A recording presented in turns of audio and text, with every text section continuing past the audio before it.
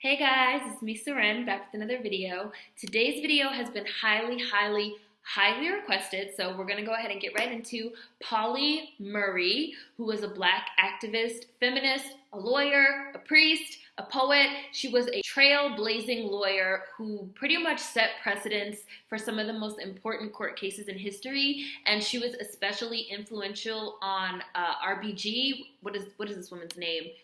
Ruth Bader Ginsburg. I always hear her referred to as RBG, who's, a lot of the arguments that RBG pretty much ended up getting famous for stood on the shoulders of the work of Dr. Pauli Murray. And you might be wondering why we have never heard of Dr. Pauli Murray before, and a huge part of that is because she was a lesbian. I'm going to get into that a little bit later on in this video because it's actually really highly related to a lot of what we've been talking about in terms of like respectability and Black conservatives and is it conservatism? Somebody let me know. But before I do that, I'm just going to read you guys a little bit about Dr. Pauli Murray, of course, before getting into some quotes.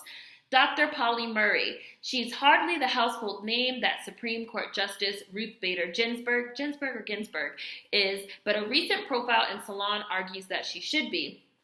As Salon's Brittany Cooper explains, Murray, who graduated from the Howard University School of Law in 1944, was one of the first lawyers to argue that the Equal Protection Clause's approach to racial discrimination should apply equally to gender-based discrimination. I think it's Ginsburg. No, I think it's Ginsburg. Ruth Bader Ginsburg. RBG credits Murray's work as the inspiration for her 1971 brief in Reed versus Reed, which ruled that women could not be excluded as administrators of personal estates based on their gender. The Supreme Court case marked the first time that the Equal Protection Clause was applied to sex discrimination and has served as a precedent for many arguments in the decades since then.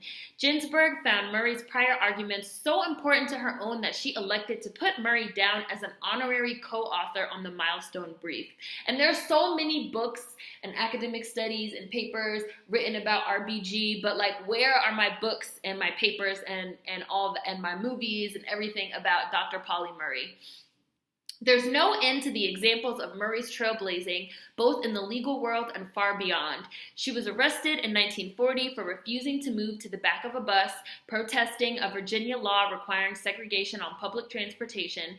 15 years before Rosa Parks' similar protest sparked a bus boycott in Montgomery, Alabama. In 1944, Murray graduated at the top of her class from the Howard University School of Law, where she encountered gender discrimination from faculty and fellow students. It was there that she coined the term Jane Crow to refer to sex discrimination.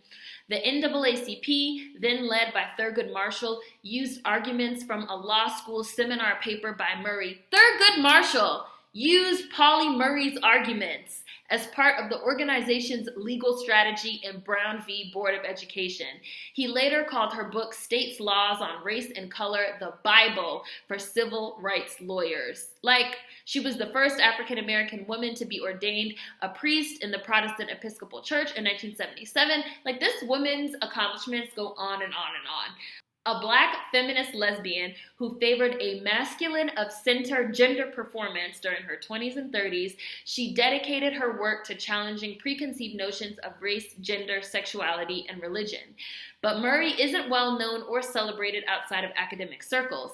The civil rights struggle demanded respectable performances of Black manhood and womanhood, particularly from its heroes and heroines, and respectability meant being educated, heterosexual, married, and Christian. Murray's open lesbian relationships and her gender-nonconforming identity disrupted the dictates of respectability, making it easier to erase her 5 decades of important intellectual and political contributions from our broader narrative of civil rights. So again, this goes back to what we've been talking about really all this week about respectability as a performance, as a way to combat racism, right? I'm educated, I'm heterosexual, I'm married, I'm Christian, I'm part of this nuclear family, I'm presenting in this respectable way, so how can you say that I'm a nigger?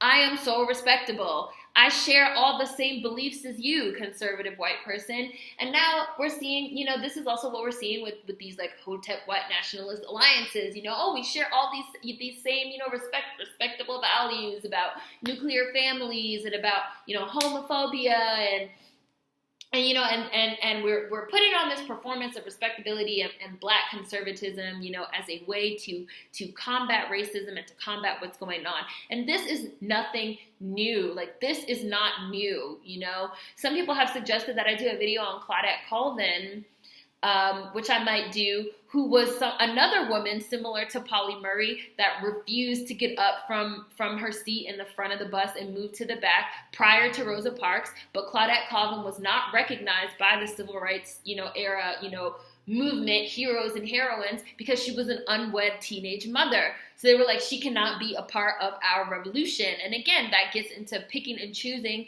which black lives you are for. Are you for all black lives? Do all black lives matter? Or do only the ones that you deem, respectable, only the ones that you say count? Those are the only ones that matter. Let's read a little bit more about her personal life. She was born November 20th, 1910 and died July 1st, 1985. Anna Pauline Pauli Murray was an American civil rights activist, women's rights activist, lawyer, Episcopal priest, and author. Drawn to the ministry in 1977, Murray became the first black woman to be ordained as an Episcopal priest and among the first group of women to become priests in the church. And I think she's also been adopted into the Episcopalian sainthood at this point. Born in Baltimore, Maryland, Murray was raised mostly by her maternal grandparents in Durham, North Carolina. Oh, Durham, whoop whoop. That's where my family's from. At the age of 16, she moved to New York to attend Hunter College, graduating with a Bachelor of Arts degree in English in 1933. In 1940, Murray sat in the whites-only section of a Virginia bus with a friend, and they were arrested for violating state segregation laws. This incident and her subsequent involvement with the Socialist Workers Defense League led to a career goal as a civil rights lawyer. She enrolled in the law school of Howard University, where she also became extremely aware of sexism, and she called it Jane Crow. So she made that up. So anytime you hear Jane Crow, that is Pauli Murray. Murray graduated first in her class, but was denied the chance to do postgraduate work at Harvard University because of her gender. She earned a master's in law at University of California, Berkeley, and in 1965, she became the first African American to receive a Doctor of Juridical Science degree. I should know how to pronounce that, from Yale Law School.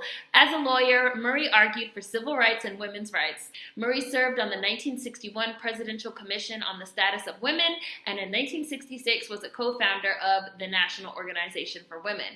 Ruth Bader Ginsburg, RBG, later named Murray a co-author on a brief for Reed versus Reed in recognition of her pioneering work on gender discrimination. Murray held faculty or administrative positions at the Ghana School of Law, Benedict College, and Brandeis University. In 1973, Murray left academia for the Episcopal Church, becoming an ordained priest in 1977, among the first generation of women priests.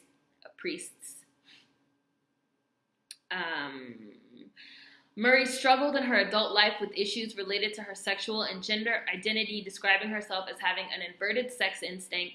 She had a brief, annulled marriage to a man and several deep relationships with women. In her younger years, she occasionally passed as a teenage boy, and in addition to her legal and advocacy work, Murray published 2 well-reviewed autobiographies and a volume of poetry. Black, queer, feminist, erased from history, meet the most important legal scholar that you've likely never heard of. Let's read some Pauli Murray quotes. Black women historically have been doubly victimized by the twin immoralities of Jim Crow and Jane Crow. Black women, faced with these dual barriers, have often found sex bias as formidable as racial bias. What is often called exceptional ability is often nothing more than persistent endeavor. And last one person plus one typewriter constitutes a movement.